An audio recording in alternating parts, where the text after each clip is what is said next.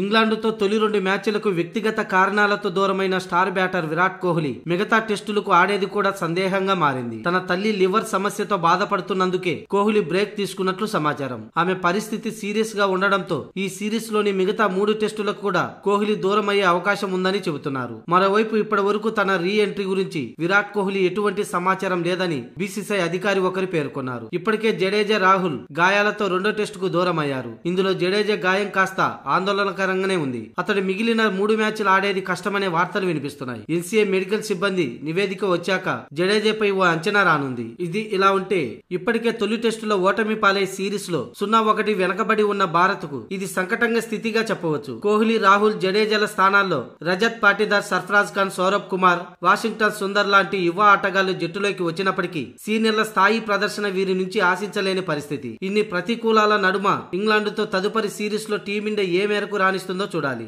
ఇక ఇంగ్లాండుతో జరగబోయే 3, 4, 5 టెస్టుల కోసం భారత జట్టును ఇవాళ సెలెక్టర్లు ప్రకటించే అవకాశం ఉంది.